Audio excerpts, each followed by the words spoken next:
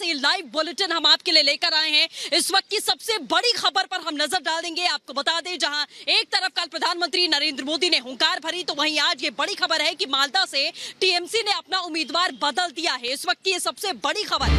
आपको अपडेट भी हम दे दें कि हबीबपुर से भी टीएमसी ने अपना उम्मीदवार बदला है। प्रदीप बास्के होंगे अब टीएमसी के उम्मीदवार।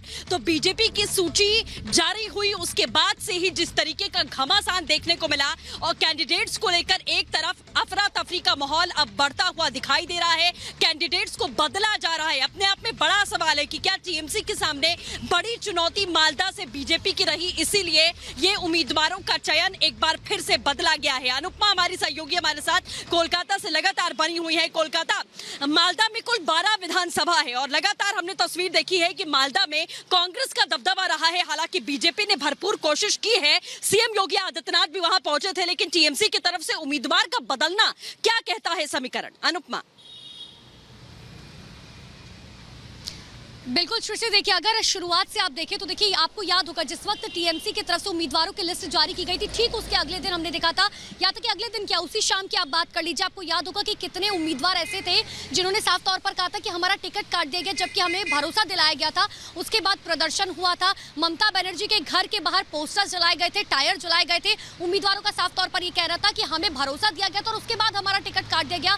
27 से 28 ऐसे लोग थे जिन्होंने इस बात का आरोप जो है लगाया था। 100 नए चेहरों को जगह दी गई, लेकिन उसके बाद तुरंत जो है, क्योंकि ममता बनर्जी लगातार जो है प्रेस कॉन्फ्रेंस कर रही थी, इतना ही नहीं, आपको याद होगा कल प्रधानमंत्री नरेंद्र मोदी ने एक बहुत महत्वपूर्ण बात बोली। उन्होंने कहा कि जो उम्मीदवारों की लिस्ट हो गई है या फिर जो सत्ता चल रही है वो ममता बनर्जी के हाथ में जरूर है, लेकिन रिमोट कंट्रोल जो है वो किसी और के हाथ में है। वो सीधे सीधे इशारा जो है अभिषेक बनर्जी की तरफ कर रहा था। और ये बात सच, अगर आप टीएमसी उम्मीदवारों की लिस्ट देखेंगे ध्यान से तो वहां पर जो पसंदीदा चेहरे हैं वो फिलहाल अभिषेक बनर्जी जो है उनके पसंदीदा लोग हैं। लेकिन इन सब के बीच अपने दर्शकों को एक और बड़ी खबर इसी से जुड़ी हुई बताते हैं, जहां पर प्रधानमंत्री नरेंद्र मोदी ने कल एक तरफ कोलकाता में हुंकार भरी थी।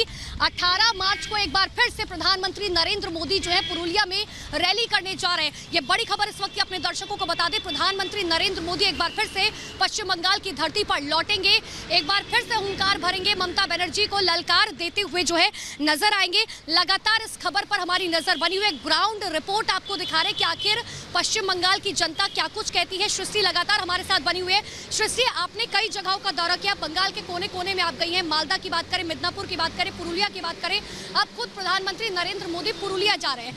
कल हमने देखा किस तरीके से प्रधानमंत्री नरेंद्र मोदी ने निवेश की बात की, रोजगार की बात की, इंफ्रास्ट्रक्चर की बात की। पुरुलिया में जब प्रधानमंत्री नरेंद्र मोदी पहुंचेंगे, क्या लगता है क्या उसी तरीके की भीड़ जो है नजर आएगी पुरुलिया में भी, जैसी कल हमने कोलकाता में देखी थी?